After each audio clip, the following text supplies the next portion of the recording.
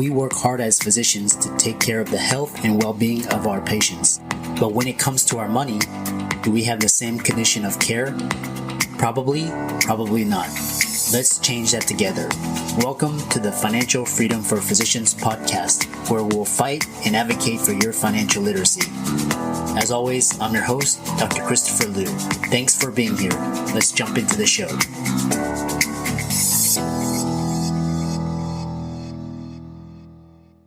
This week's episode is sponsored by CityVest. CityVest has quickly become the most popular and best way for doctors to invest in top-performing real estate private equity funds that are usually reserved for institutional investors. This unique access to investing in these institutional funds is available for the first time ever through CityVest's easy and secure online investment platform. CityVest does the hard work of conducting due diligence and vetting the investments.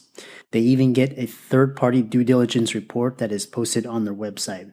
As a result of aggregating a several million-dollar investment amount into their access funds, CityVest gains access to investing in the institutional investment and is able to negotiate better investment terms such as a 12% preferred return. You can check them out at cityvest.com or go to the link in the show notes below. So welcome everybody to this week's podcast episode for the Financial Freedom for Physicians podcast. I'm your host, Dr. Christopher Liu. And as you know, we talk about 4 pillars of freedom: time, financial, location, emotional freedom. And the brand started out with physician guests and audience, and now it's gone mainstream. So now we have guests that are non-physicians, high-income earners, business owners. And so today I'm happy to introduce to you Liz Cortes, and she's actually a local SEO and small business coach. And today we're gonna be talking all about SEO, story brand, working with your spouse, and incorporating faith in your business and getting focused. So Liz, welcome. Thank you so much, Dr. Christopher. Yeah, I know what was interesting was we connected through Podmatch, and like I said, we were talking, and really the goal is to get the information and the education and ideas out there to stimulate discussion, inspire, motivate people. And so you have a very interesting bio around SEO. And before we get into that, tell everybody who you are and where you came from, and we'll go from there. Yeah, so I am the oldest of 4, and I was a homeschooler. And there was only one doctor that came out of us 4 girls. My parents probably wish they had all doctors and lawyers, all the traditional things. So when their oldest wanted to start a business, after getting 2 degrees in college, they were like, wait, no, you went to school, you should get a job, you should do all those things. And I was like, no, I want to have a business. So I know people listening now, you may have that too, and you spent all this time going to school, and you might be thinking, oh, I'm going to do something a little different. So that's what I went. So now with what I do day to day with my husband is not what I got my 2 degrees from. It's different, but yeah, I don't regret that experience. The student loans got paid off through our company now, and I'm thankful for it. But we've been working together for 7 years. Before that, like I said, I started a business after I graduated, and I became a fitness influencer. So that was back in the day in 2009. So that was a long time ago at the beginning when YouTube was the wild, wild west. Maybe it still is like that now in Google. But my husband, he was in the restaurant industry and just was ready to get out. And so that's when we decided to open up a marketing agency. And we probably, I think, chose the hardest field, which is SEO. It's the most, I'd say, confusing. Everyone's like, why Google? And Google doesn't like me, doesn't show my site, and it's frustrating, ads and all the things. But the way his brain works is just perfect for SEO. And so I'm thankful. 7 years we've been working together, and we've helped inspire other couples to work together too. So maybe someone listening here is thinking about that. That's our little gist of the story. Yeah, it's quite interesting. I like how you referred to YouTube as the wild wild west, because now it's it's TikTok that's the new thing.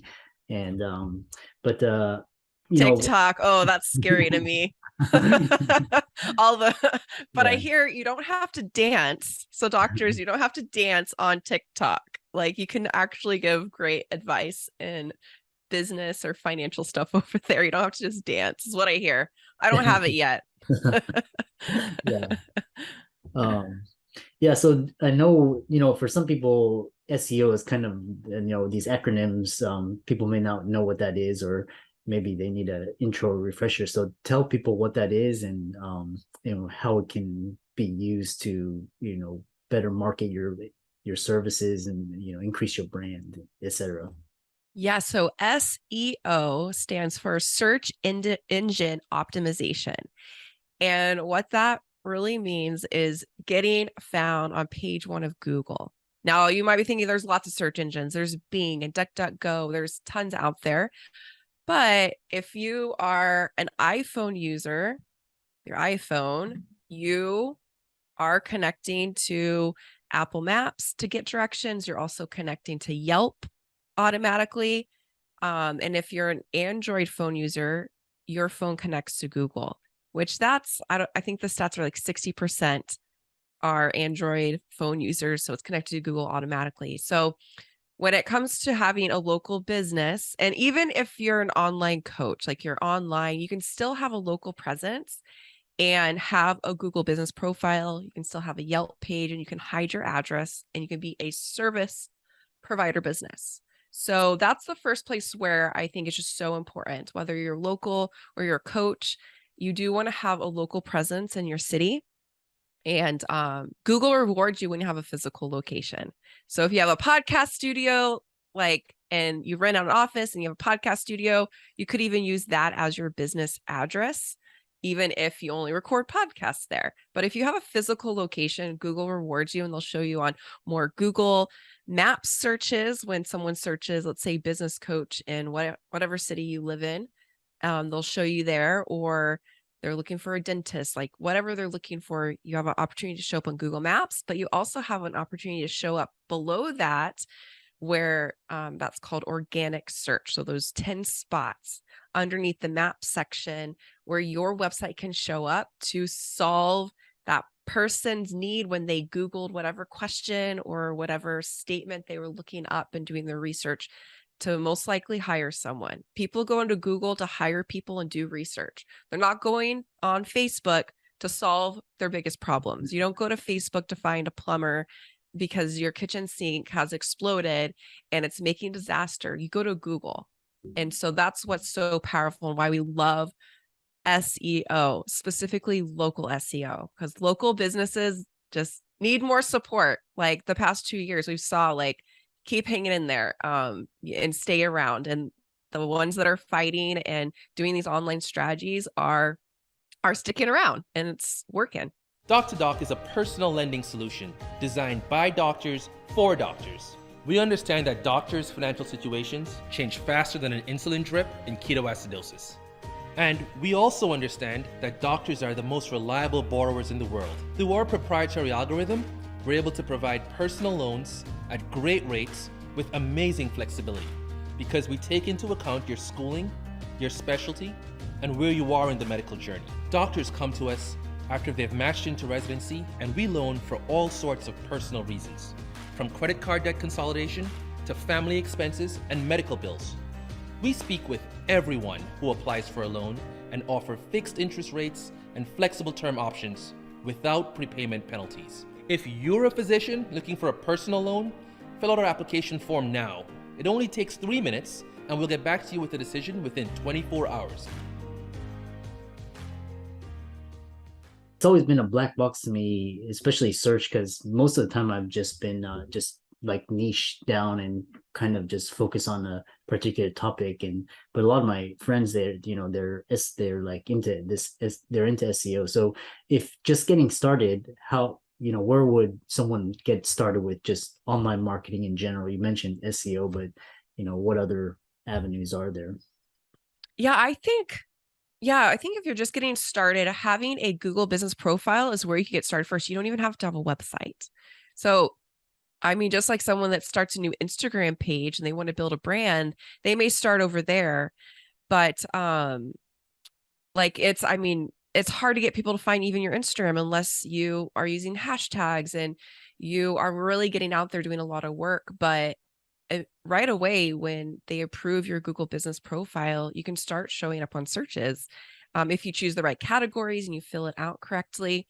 But if like you already have a website and you're trying to figure out what to do next, because for most businesses, you need to get traffic to your website. And then that's what causes someone to schedule an appointment, come in or call you if that is your number one call to action. But what's hard is how do you get people to come to that website? So you either do paid ads, you either write blogs, you either record a podcast, like what you're doing, like you have books for selling your site and you have your links that are right here to go to your social media sites or the pages that you want them to go to. So you're guiding me where to go. And so someone who's listening to the podcast or coming to your website already, they probably heard about you. They're Googling your name, they're finding you, but there's other people that need your services. And so then you want to show up for those searches as well so that you could help them and through selling your product or service. Do you have more questions? That was kind of top, but you can ask me specific questions. I'll share what really is working well. Okay. Yeah. So you mentioned local SEO, Google business profile.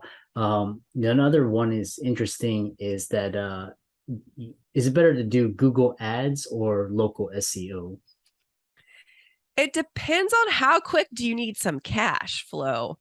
If you need cash flow right now, you might need to do Google ads because with a Google ad, you don't have to wait around. So if you're doing SEO and you're writing a blog, it could take up to 9 months for Google to put that blog on page 1 of Google. So that's a long time to wait if you need cash flow now. Mm-hmm. Now you could show up for that same keyword that you wrote your blog post for today because you told Google, I want to show up for this keyword and I want to pay for it. So we met with a law firm last week and we found on that free just strategy call, that first 15-minute call, my husband found a cool keyword. Law firms are super expensive for keywords. Also doctors, it's expensive. So do you want to pay $25 or $30 every time someone clicks on your ad? Like it's click 25, click 25, click 25. And then there's $100 gone in the first 30 seconds that you had your ad. And so my husband found this really cool keyword just by sitting, having a chat, learning about some specific services that they offer. He asked some questions. He found a keyword that would probably make this firm $100,000. One keyword, it's $3 per click. I was like, what? So that's like what is so cool. And that just makes you get so excited. We found another keyword for a financial planner. Mm-hmm. That here in San Diego, which San Diego is so competitive for realtors, financial planners. It's really hard to do even SEO or Google ads. Both of them are just super hard. And for a lot of big cities, that is not the solution for you. It's just too expensive, too competitive. And there's too many big players to really do either of them. But for them, we found them a keyword and boom, he has done so well this year with that keyword. And then we were like, bummer. We told him that on the free call that we did.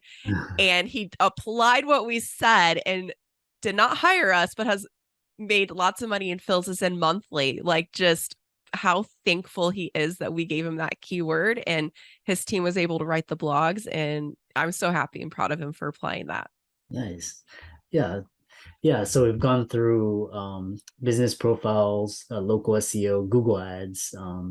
The other thing is, if, for example, if someone wants to set up a Google business profile, what are some mistakes that you've seen with people, first timers? Picking the wrong category is a big one. We were hired by a company up in Orange County. It's a biohacking gym with some really cool equipment. So it's a gym. So is it a fitness center? Is that the category? Is it a personal trainer? Is it, there's so many different keywords for your industry that's in there. And it's really important that you pick the number one top keyword. I've seen like chiropractors that were accidentally set up as a contractor, like building contractor on accident, a C for a C. Oops, no. So go double check your profile. It also goes for on Yelp. It will also have categories too. So just make sure that your category is the correct one. So for years, Google did not have laundromat. Laundromat was not. That was our very first client we got, was a laundromat. And there was like laundry service. There was different things. Dry cleaner, I think, was originally what it was back 7 years ago, but they're not a dry cleaner. So they were the wrong category until Google changed. So Google's always changing categories. Sometimes they remove categories. So sometimes your category will change because they removed one. Sometimes they add them. So I think that is the biggest thing, is make sure you have the right category. And if you're not sure, like that client I told you about in Orange County, because I was like, should we call you a personal trainer? There was 200 other personal trainers in that area. I counted how many fitness centers were there. I counted how many wellness centers. We counted how many were in that area. And then we helped kind of figure out, and we, after lots of research, we decided they should be called a personal trainer, because you can't work out on their equipment unless you're with a personal trainer. So it is one-on-one. And we decided to go with that, even though there's a lot of personal trainers in that area. But within a couple of months, we were able to help them show up on a Google Maps for their business. And now they've expanded. Now they're like combined with this other franchise, and they're going to be able to grow so much quicker, which is really cool. And they just worked with us for a few months, and we were able to get them to that. So hopefully that helps with the first mistake. Want me to share some more mistakes? Yeah, That's sure. the number one that I see. I think people always like mistakes because it gives you a checklist of what you can go change, or you could just email your assistant, say, hey, go check on this and research it. I'd say another mistake I see is not asking for reviews consistently. So a big part of every business, doesn't matter if it's online or locally, you need to be getting reviews consistently. And even if you only work with 10 clients or patients a month, I mean, that would be crazy. Hopefully you're working with 40 new ones a week, right? Like hopefully there's plenty, but we've worked with practices that, I mean, they're getting 40 new patients a week, but not asking for reviews. So the reviews does not line up with their local reputation. That's really great. And they're getting lots of referrals and doing amazing.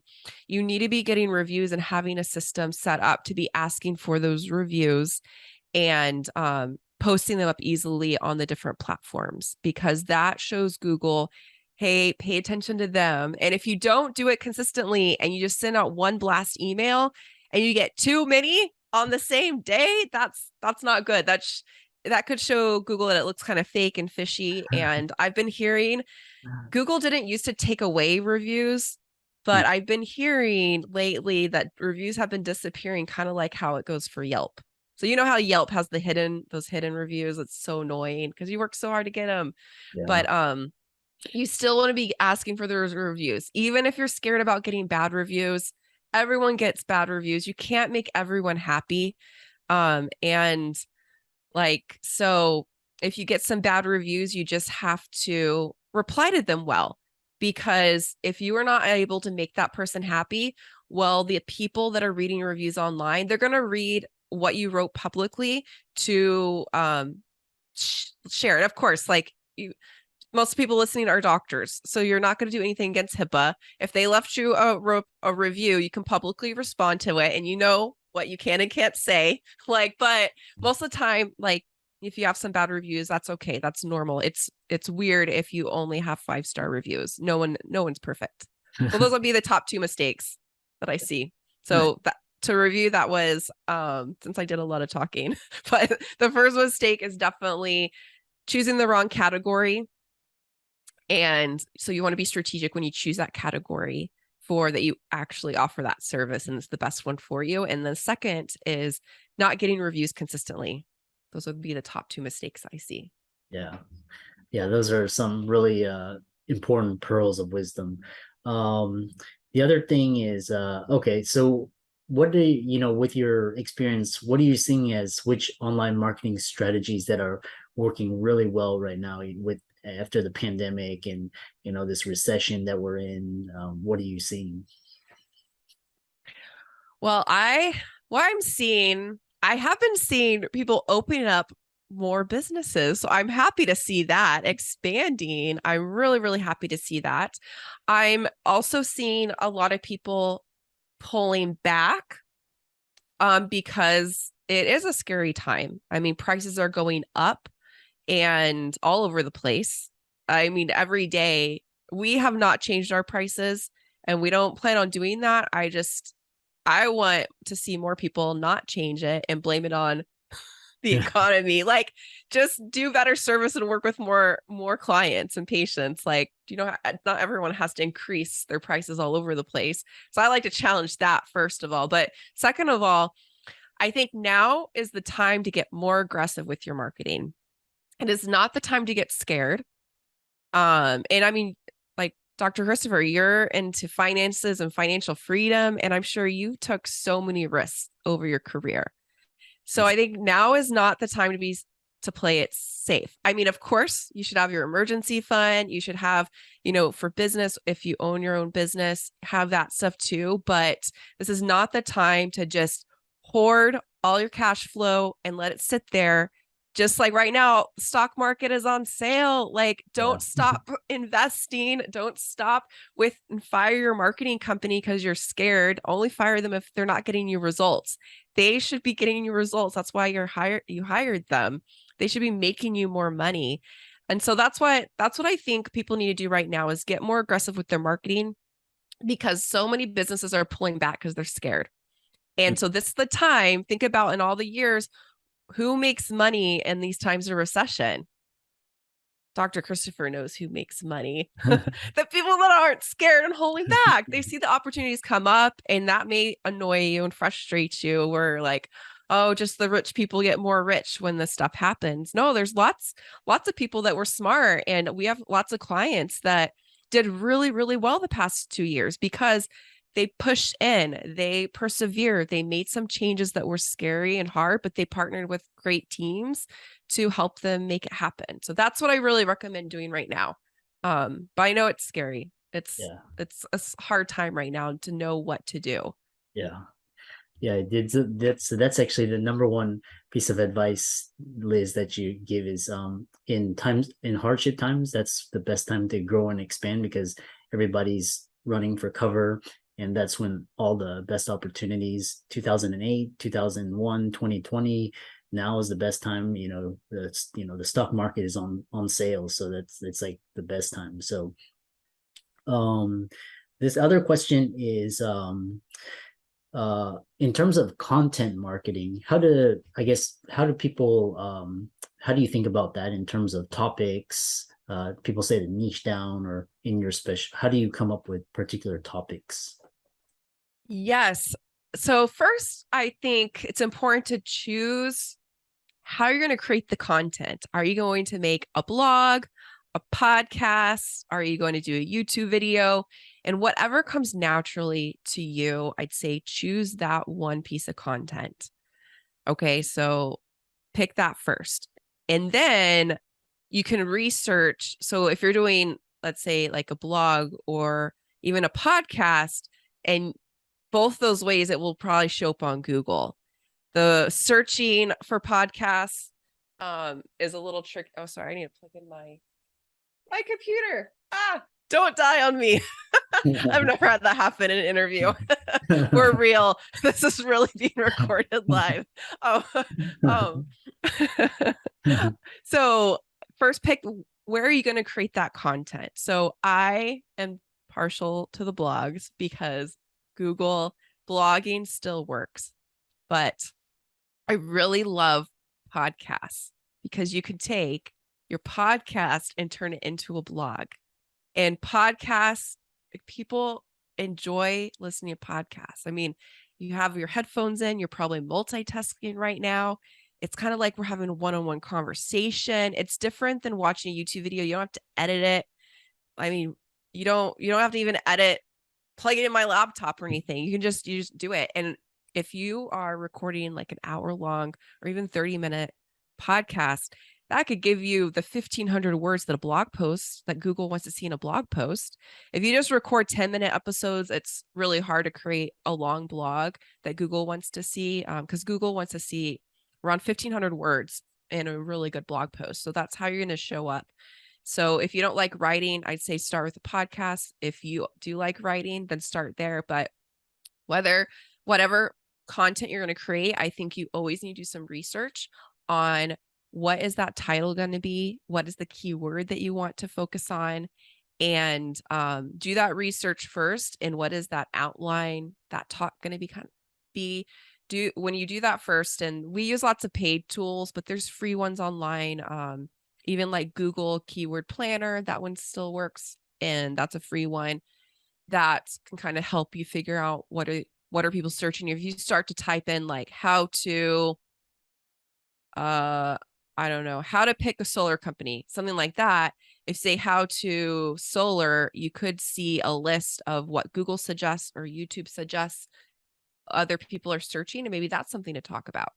So we get really, really deep into researching and what articles to create for clients, because if you spend all this time recording a video or making a podcast, but you did not work on the title, like you just spent a lot of time when most people aren't going to even see it, which that's such a bummer because you work so hard. And so you want your content to be seen. So you have to play the Google game. And also, do you want to create content that you're competing so hard that won't even show up on Google page one?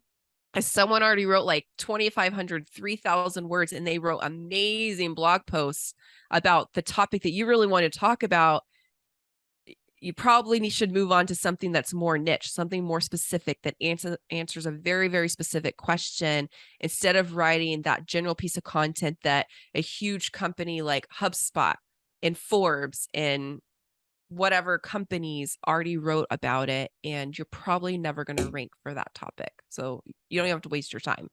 Yeah. It's all about strategy. One last, we're coming to the end, but I really enjoyed this conversation. Is if people are interested in learning about SEO copywriting or SEO in general, what books have helped you with this area? So there's a new book that I'm in the middle of reading right now, but it's very similar to what we've done through our agency. The book is called They Ask, You Answer. So I'm about halfway through the book, and it's all about your content strategy. So it's saying they talk about answering questions that no one else is answering. They have this concept that most businesses have their head in the sand, like an ostrich has their head in the sand, and they don't want to answer questions about pricing. Let's say that. So they choose not to talk about that on their blog or on their website. You have to get on a call. I'm high ticket. Like, you have to talk to me. I'm not going to tell you pricing. So they talk about writing blogs, putting up content, answering all the questions you get on sales calls. So it's recording your sales calls, writing down every single question you get on a sales call or consultation call, whatever you like to call them. Whatever discovery call, whatever your calls are, consultation. Write down all those questions you get, and most likely you probably should write a blog about that. Yeah. So I really like this book. I'm new to reading it. And when you go to their free offer, they start emailing and calling you. So they're like aggressive, but I said, be aggressive now. They're being aggressive right now. They're like, hey, let's grow. And so I really like that book lately, but I love reading. So I'm always reading a bunch of books at the same time. Oh, that's good. So They Ask, You Answer. And for all the listeners on the show, Liz's links will be in the show notes. And Liz, I know a lot of this really interesting conversation. And a lot of listeners may want to visit your website, contact you, work with you. And so how can they do that? Yes. So I have a mini course that a lot of people like. I guess people like it if they like to learn and want to do it themselves. So if that's you can go to rebelfishlocal.com/5-hacks. So that mini course will go way more into depth of what I talked about today, some of those mistakes and what you should be doing. You'll get a PDF checklist and you'll get help through all those components, or you can have your marketing manager just watch it and apply it to your business. So I think that's the best place to go. If that isn't your style, then we have a schedule call link on our website, so you can book a time and I can look at your specific situation and give you some advice on what I think you should do next. Excellent. Liz, really happy to have you on the show. And, for all the listeners, all your resources will be in the show notes. And so thanks so much. And we look forward to hearing about your future success. Thank you.